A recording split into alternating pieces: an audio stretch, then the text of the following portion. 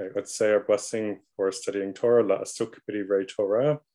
Baruch Adonai Eloheinu melech haolam asher kiyam tzivanu la'asuk b'divrei Torah. Praise to you, Lord our God, rule the universe, who has made us holy with your commandments and commanded us to busy ourselves with the words of Torah. And with that, here we go with our learning about the Haftarot. Hinda, would you read our 1-foot explanation, please?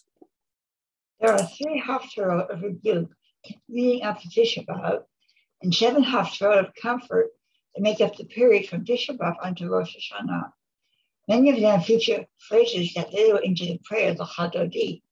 The first 2 Haftarot of rebuke are from the book of Jeremiah, and the 3rd Haftarot of rebuke, as well as all of the Haftarot of comfort, from the book of Isaiah. The last Haftarot before Tisha B'Av starts with the word Chazon, vision, so that the Shabbat is in the Shabbat Chazon, featuring the Chadodi and the Darlam, down to the tune of Eli Zion. While the first Haftarot after Tisha B'Av starts with the word Nachamu, comfort, so that the Shabbat is in the Shabbat Nachamu. Thank you. So where we are right now in the calendar is between these Haftarot. Last week was Shabbat Chazon, then we had Tisha B'Av. This coming Shabbat is Shabbat Nachamu. So that is why we are talking about this week.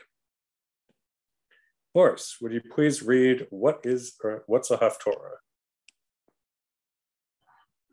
All right. The Mishnah records several laws governing public Torah readings. On Mondays and Thursdays during the morning service and on Shabbat during the afternoon service, 3 people read from the Torah. One may neither decrease the number of readers nor add to them, and one does not conclude with a reading from the prophets, Haftarah, on these occasions. On the days of the new moon and on the intermediate days of a festival, 4 people read from the Torah. One may neither decrease the number of readers nor add to them, and one does not conclude with a reading from the prophets. The Mishnah formulates a general principle with regard to the number of people who read from the Torah on different occasions. This is the principle: any day on which there is an additional offering, sacrifice in the temple, that is not a festival, i.e. the new moon, the intermediate days of a festival, 4 people read from the Torah. On a festival, 5 people read. On Yom Kippur, 6 people read. On Shabbat, 7 people read. One may not decrease the number of readers, but one may add to them. Okay, going up. And on these days, one concludes with a reading from the prophets. Context. This is from the Mishnah, Masechet, Tractate Megillah, which is about the reading of Megillat Esther and other liturgical scrolls. It says that there are 3 Torah readings on week, 4 on Rosh Chodesh and Chol Hamoed, 5 on a festival, 6 on Yom Kippur, 7 on Shabbat. It also says that there should be a reading from the prophets on days when there are 5, 6, or 7 Torah readings. This reading is known as a Haftarah, from the word to conclude. Note that Haftarot are only done in the morning, except on Yom Kippur and Tisha B'Av, when there is both a morning and afternoon one. The Haftarah was chosen to reflect some connection to the Torah reading or occasionally to the calendar. On the Mishnah, as the Mishnah shows, it was in place by 200 CE, possibly as early as 70 CE. There's a reference to Rabbi Eliezer discussing it in Megillah 25b:9. There are a few main theories why the Haftarah was established. 1, Syrian Greeks under King Antiochus in 167 BCE outlawed the reading of the Torah, but not the prophets. Nevi'im And so the Jews found prophetic readings that connected in some way to what they would have read. Once they could read Torah again, they kept both readings. It's possible that Haftarah is related to the Greek word for edition. This is according to Rabbi David Abu Darham, 1340 in Spain. The Samaritans were neighbors of the Jews in ancient Israel during the rebuilding of the Second Temple, 521 to 515 BCE. They accepted the first 5 books of the Bible, the Torah, but didn't accept the rest of it, or rabbinic interpretations later on. The Jews wanted to make the point that the prophets were true messengers of God, which is why the Haftarah blessings kept making that point. It was added to expand and supplement the message of the weekly Torah reading, along with the sermon, Megillah 29b:16-17. The Maftir Aliyah was added to the Torah reading so that the person chanting the Haftarah would receive a Torah Aliyah complete with saying the Torah blessings. The concern was that that otherwise people would think that the Torah and prophets had equal standing by each having people called up to say the blessings over them. Originally, the person who said the blessings also did the Torah reading, Megillah 23a:13. The idea that the bar mitzvah boy would receive the Maftir Aliyah dates to the 14th century, and some Sephardim today allow minors to do the Maftir Aliyah. The Maftir Aliyah for festivals is the reading of the sacrifice for that day, and so there is usually a second Torah scroll pre-rolled to that spot, so the congregation is not kept waiting for them to roll through the first scroll. According to Maimonides, the Maftir, like all Aliyot, must be at least 3 verses. Mishnah Torah Prayer 12:13. Getting close to the end. You're doing great. Many youth are becoming bar bat mitzvah, chant the Haftarah, as it shows they know Hebrew and trope. Sometimes it is chanted at an afruf in one of the people getting married. The Haftarah is mentioned in the New Testament, Acts 13:15, and Luke 4:16-18. The custom of reading from the Torah and then reading from the prophets is the origin of the Christian custom of having a reading from the Old Testament and then a reading from the New Testament. Other places in the Mishnah where the Haftarah is mentioned include Megillah 3:5-6 and 4:1-3. There are blessings before and after the Haftarah. These come from Sofrim, a tractate added to the Babylonian Talmud in the 7th century.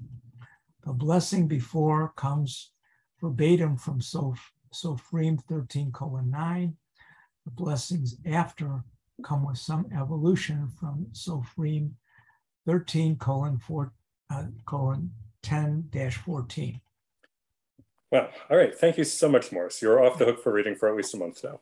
Okay. What questions there are about the Haftarah before we get into the Haftarot that we're going to be looking at? Yeah, I have a quick question. Yeah. Is this kind of like a specifically rabbinic development as well, or did the other Jewish groups that were around also do something like this? Like, for example, the Qumranites or Sadducees, did they do something like this? I know about Samaritans. I'm wondering about the other ones. Yeah. So you're asking about the various Jewish groups that existed during the Second Temple period. Yeah. And whether all of them had the Haftarah or just the Pharisees who became the ancestors of the rabbis. Yeah, like if the other mainstream, the other large like significant groups like if the Sadducees or the Essenes, if they did this Haftarah practice as well. Yeah. So based off of the different explanations as to when this possibly developed, it seems likely that they all had this because the Haftarah seems to have likely developed before the groups split apart. Ah. Okay. I don't know that for sure, but that is my suspicion. It's a good question. Okay.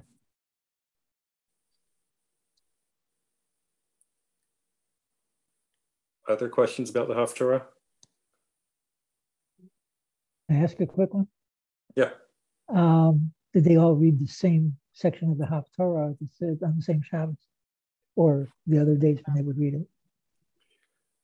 Was the Haftarah standardized? Right. Is basically your question. Right. No.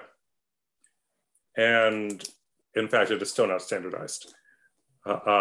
So there is discussion in the Talmud about what the appropriate Haftarah is for various occasions.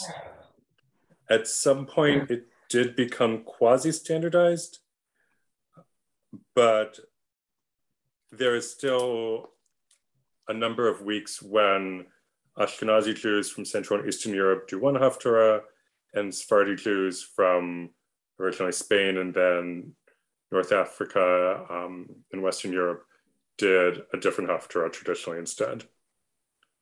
Sometimes those Haftarah were different only by a verse or two. Sometimes they were different by half a chapter. Sometimes they were different by entire books. So there was and is quasi-standardization. How was it decided which, verses to standardize? I guess standardize.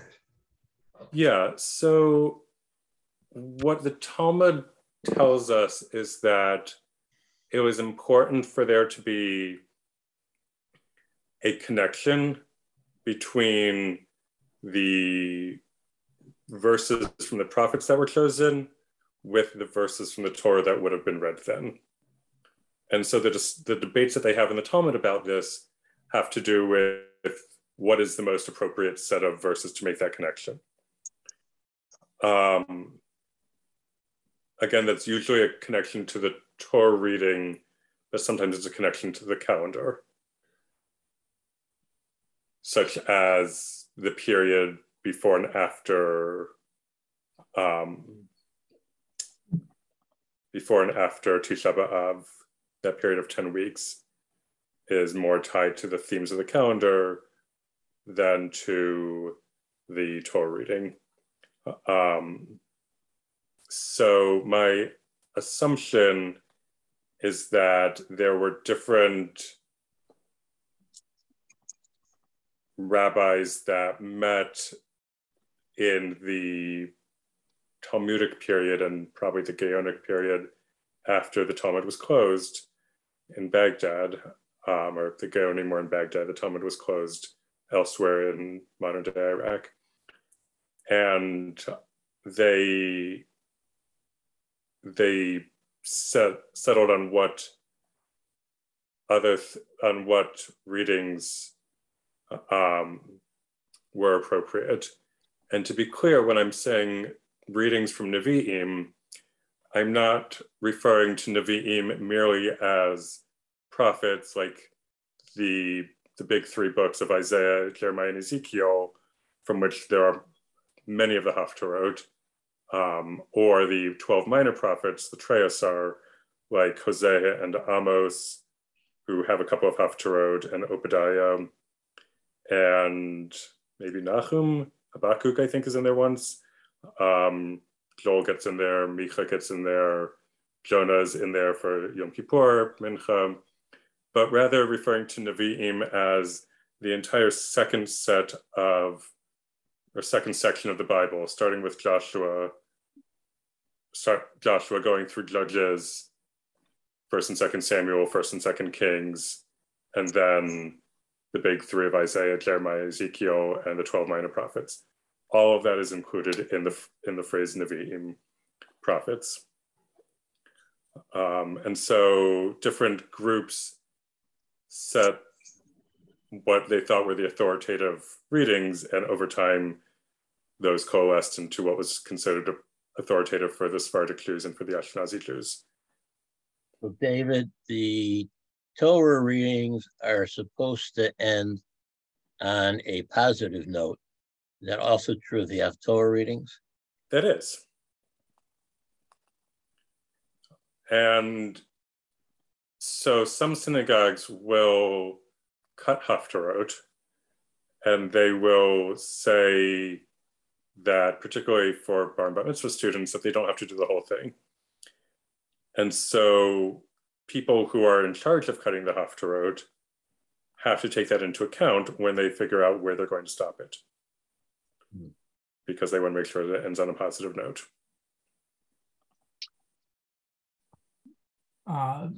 David, does the fact that these Haftarah for rebuke and comfort, come with Tisha B'Av, is that similar to like what happens at Rosh Chodesh when you're saying something that doesn't specifically relate to the next chapter and what you're reading? Yes, exactly. So Rosh Chodesh, so twice a year, Shabbat and Rosh Chodesh coincide. And when that happens, usually the Haftarah, the special Haftarah for, quote, Shabbat Rosh Chodesh, takes precedence over the Haftarah that would have been read that week, because there's a principle that the less frequent reading gets priority, since it has fewer chances to be done. So the Haftarah for Shabbat Rosh Chodesh, I believe, comes from Isaiah, and it talks about, or it includes a verse that says, from Shabbat to Shabbat and Rosh Chodesh to Rosh Chodesh, something's going to happen or won't happen. And so the rabbis are like, that would be a good set of verses to read on Shabbat Rosh Chodesh. Similarly, when twice a year Shabbat is the day before Rosh Chodesh, so Rosh Chodesh is on a Sunday, then we have what's called Machar Chodesh, where it's Machar, tomorrow is Chodesh, the new month. And so for that, we have a Haftarah from 1 Samuel, I believe, chapter 18, 19, or 20, somewhere around there, where it's a story of Jonathan and David, and it takes place the day before Rosh Chodesh.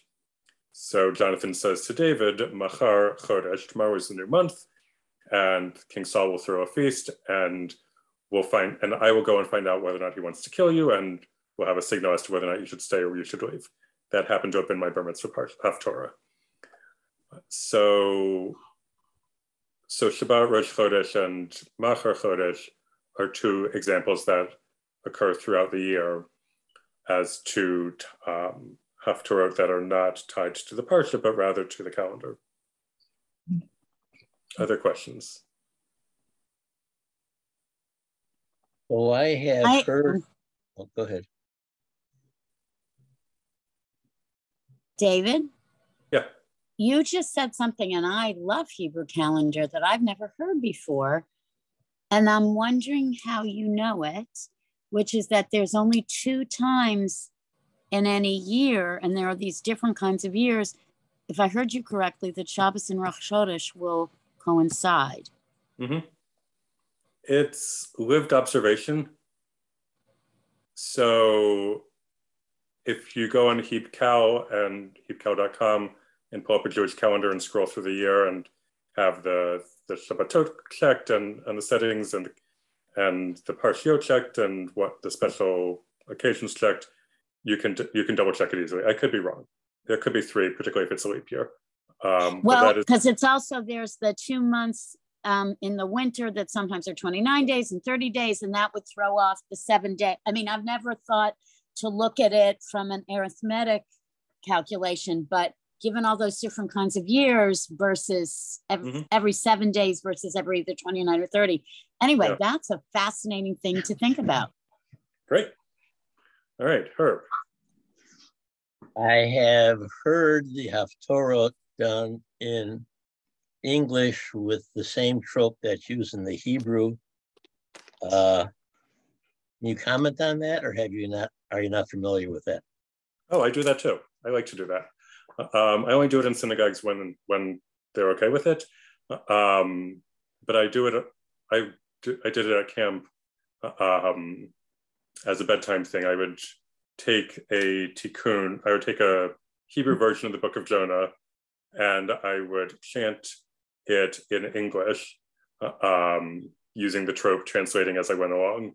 I was inspired by my father, who would sing bedtime lullabies, I guess, in Haftarah trope.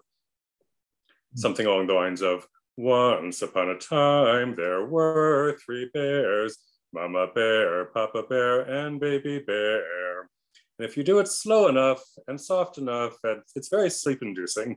So that's why Haftarah trope is better for putting kids to sleep than Torah reading, than Torah trope. The idea of doing it in English is that it makes it more accessible. So, for instance, when I chant Torah or Haftarah or Esther, pretty much anything except for Eicha, I will use not only different voices for the characters who are speaking and voices to convey emotion, but I will also pantomime the meaning of the words as I'm chanting from the Torah. One hand on the yad, one hand acting out what the words are meaning. And again, the idea is to make it accessible so that people can understand what is being said.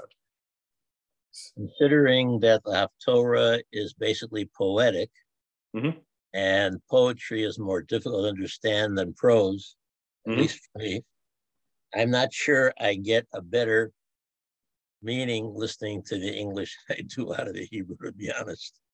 Not at least at times. Fair enough. It works better for some people than for others. But yes, my understanding is that is why people would choose to do the Haftarah, some or all the Haftarah in English, those who choose to do that in places where it is considered acceptable. David? Yeah. And I can't remember the name right now, but I have a first cousin once removed who taught his kids when he was young. He's been a laner all his life. There's supposedly more than just cueing signals, but hand signals isn't the wrong word, hand motion that also interpret the actual text in the trope. But I don't remember the name of the system. Is that something you do too? That's called chironomy.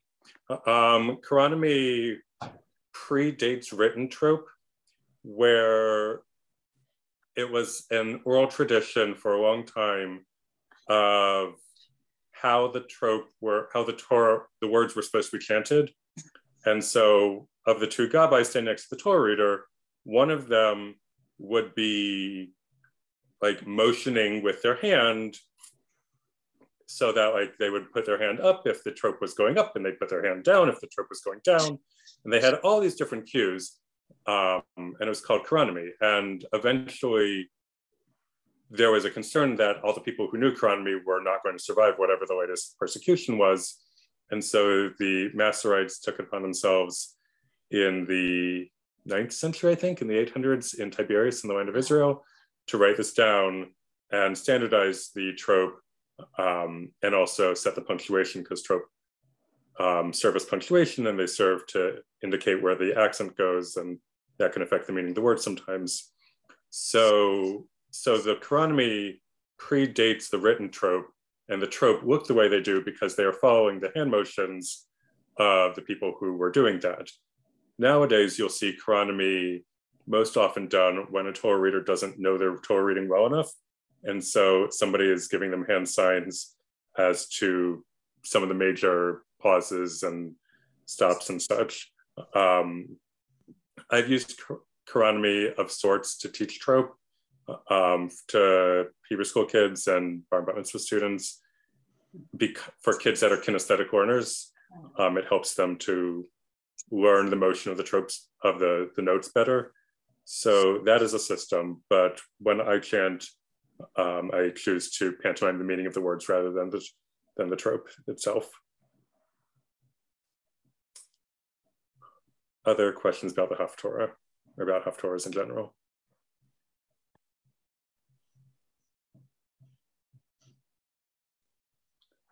All right, seeing none, let's actually talk about the Haftorahs that were before us and are after us. All right, Naomi, would you read the beginning of Haftorah Chazon, the last Haftorah of Rebuke?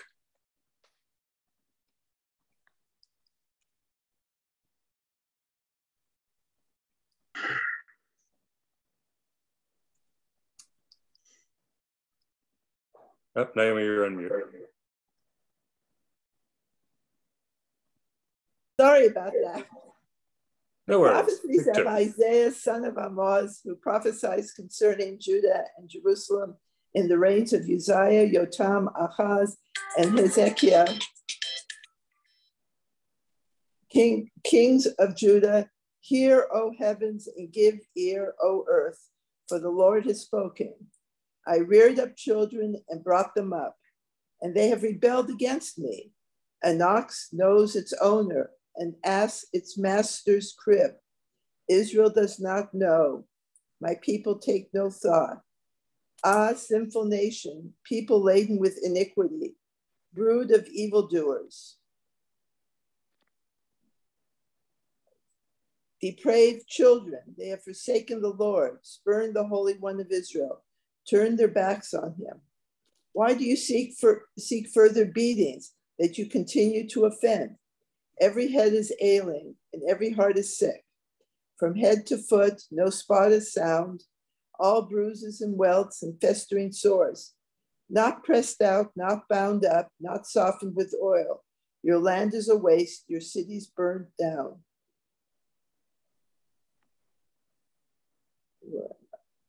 Before your eyes, the yield of your soil is consumed by strangers, a wasteland as overthrown by strangers. Fair Zion is left like a booth in a vineyard, like a hut in a cucumber field, like a city beleaguered. Had not the Lord of hosts left us some survivors, we should be like Sodom, another Gomorrah. This is the beginning of the book of Isaiah. Isaiah was a prophet in the southern kingdom of Judah in the year 700 BCE, when the Assyrian Empire was on the rise and threatening both the northern kingdoms of Israel and the southern kingdom of Judah.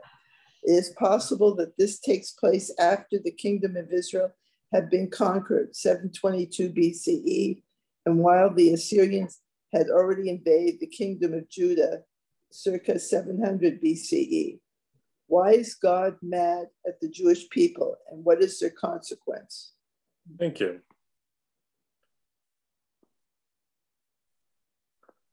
All right. So, why is God mad?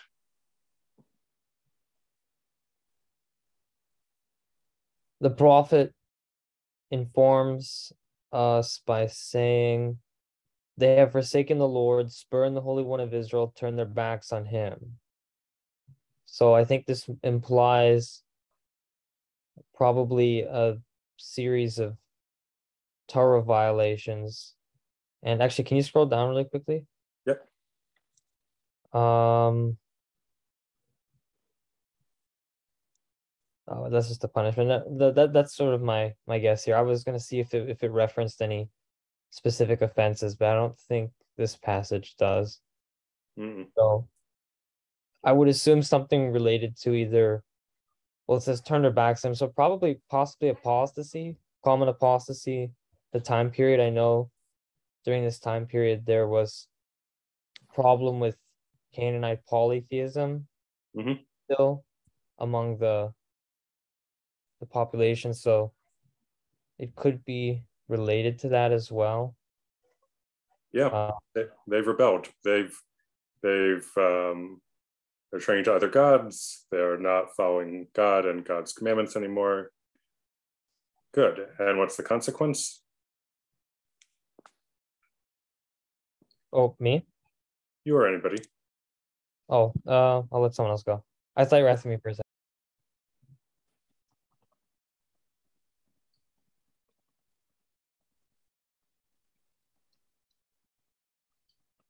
The consequence is destruction. Yeah. Losing what they have.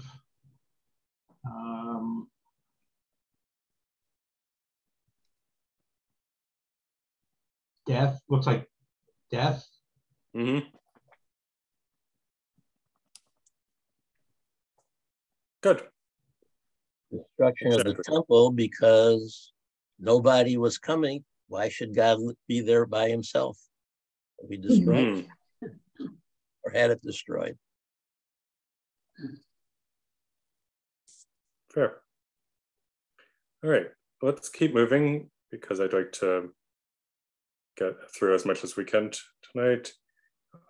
Justin, can you read the next section, please? Hear the word of the Lord, you chieftain of Sodom. Give ear to our God's instruction. You folk of Gomorrah, what need have I of all your sacrifices, say the Lord. I am sated with the burnt offerings of rams, and suet of fatlings, and blood of bulls, and I have no delight in lambs and he-goats, that you come to appear before me, who ask that of you. Trample my courts no more. Bringing obligations is futile. Incense is offensive to me. New moon and Sabbath, proclaiming of Sodomites, assemblies with iniquities, I cannot abide. Your new moons and fixed seasons fill me with loathing. They are becoming a burden to me. I cannot endure them. And when you lift up your hands, I will turn my eyes away from you. Though you pray at length, I will not listen. Your hands are stained with crime. Wash yourselves clean. Put your evil doings away from my sight. Cease to do evil. Learn to do good. Devote yourself to justice. Aid the wronged. Uphold the rights of the orphan. Defend the cause of the widow. Come, let us reach an understanding, says the Lord. Be your sins like crimson.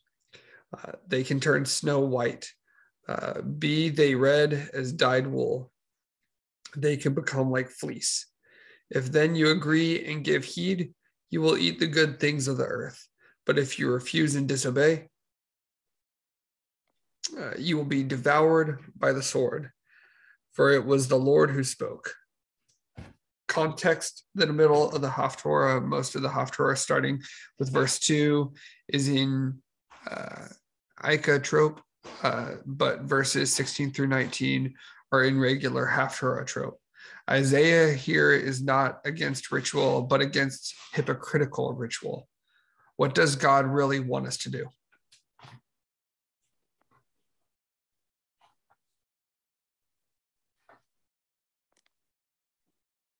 Wash ourselves clean. Putting away, our evil and do good.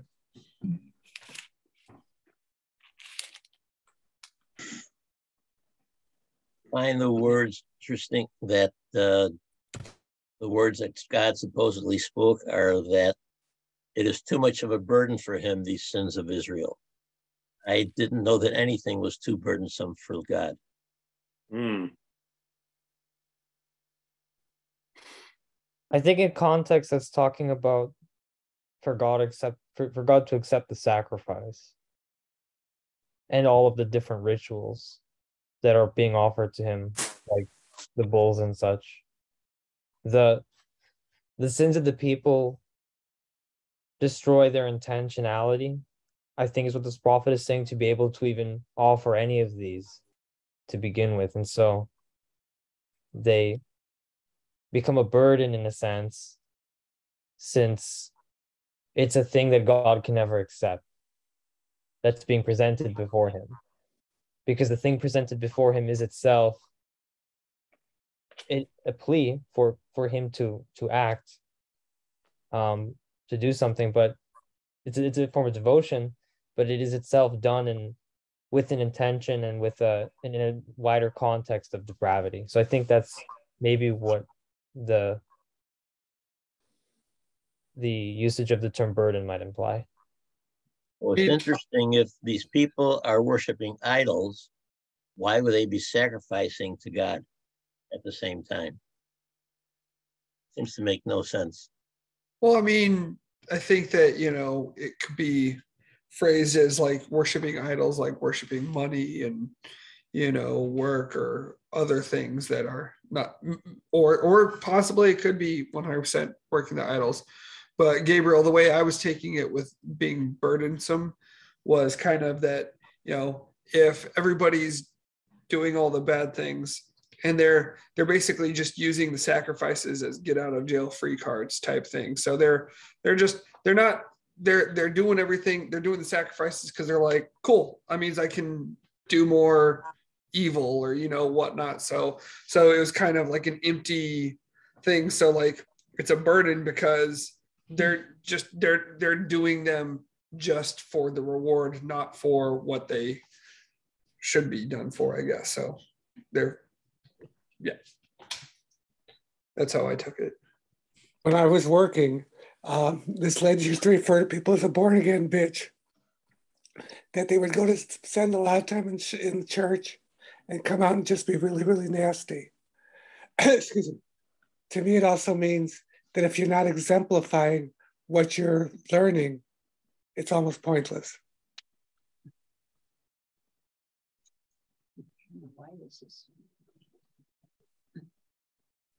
All right, let's keep moving. We've got one more section of this to do. Jim, would you read our last section, please?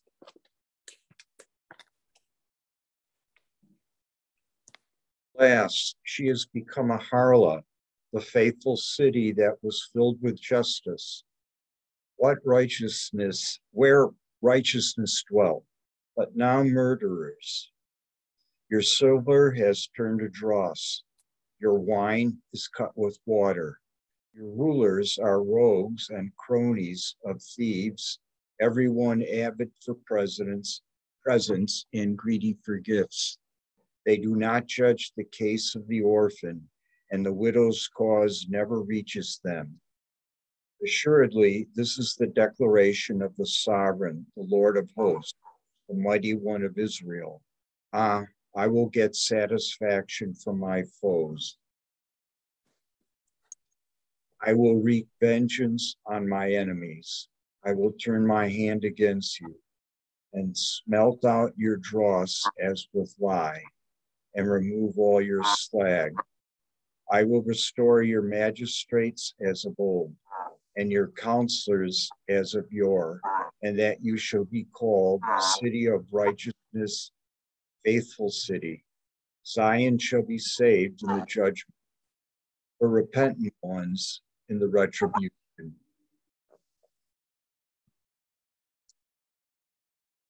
Okay, hold on. There we go. Context. This is the last part of the Haftarah. The beginning of this section starts with the same word as the book of Lamentations, Ica. The Ica trope goes through verse 23. The beginning of verse 26, I will restore your magistrates as of old, was reworked into the weekday Amida. Interestingly, the fraternity ZBT takes its name from the initial letters of the first three words in the last verse here. Those three words can also be translated as Zion shall be redeemed with justice. Why might it be important for every Haftarah, including this one, to end on a positive note?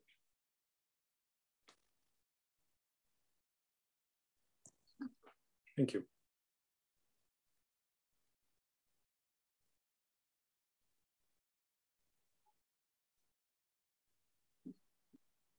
almost looks like I read this already. This is something new. Nope, this is back to, you read everything. Okay, and you did a great right.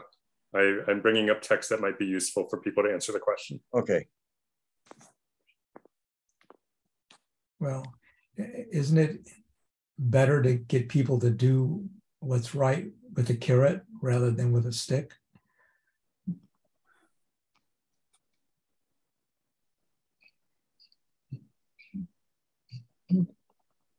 Indeed. Other thoughts?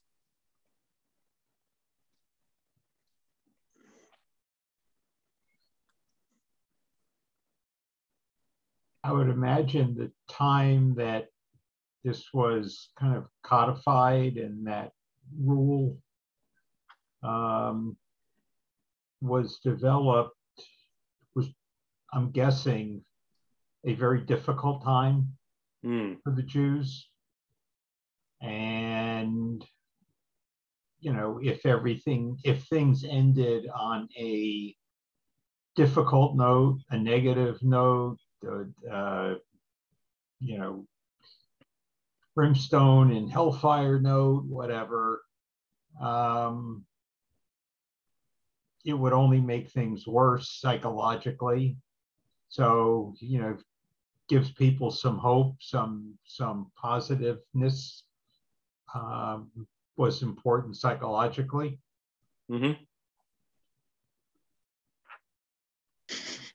I have two thoughts. Yeah. One is, and I'm not really remembering where it is in the Talmud, but somewhere in the Talmud, there's a discussion of a mitzvah that says Jews should focus on redemption or think about redemption, hope for deliverance.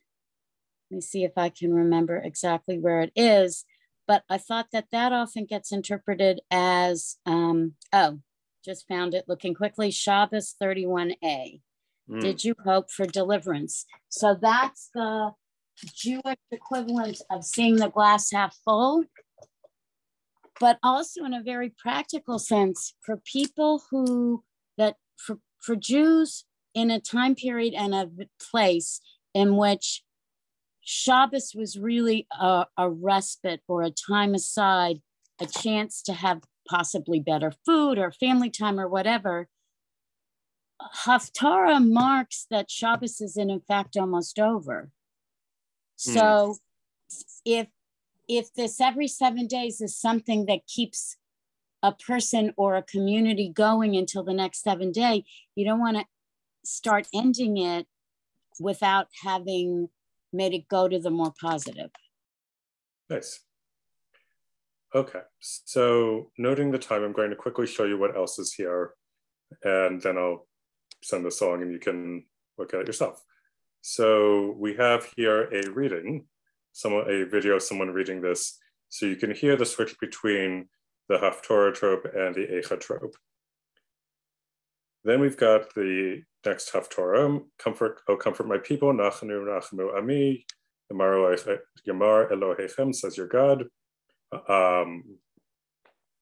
So a lot of words of comfort. This is from Isaiah, but it is considered to be the second Isaiah because this is now seems to be around 538 BCE after Cyrus the Great from the Persians has let the Jews go back, went from the Babylonian captivity, and there's no way that one person named Isaiah could have lasted through the Assyrians, Babylonians, and Persians. And also there's a city in Israel, a suburb of Jerusalem called Mevaseret Zion, which means a herald of joy to Zion, and that comes from this Haftarah.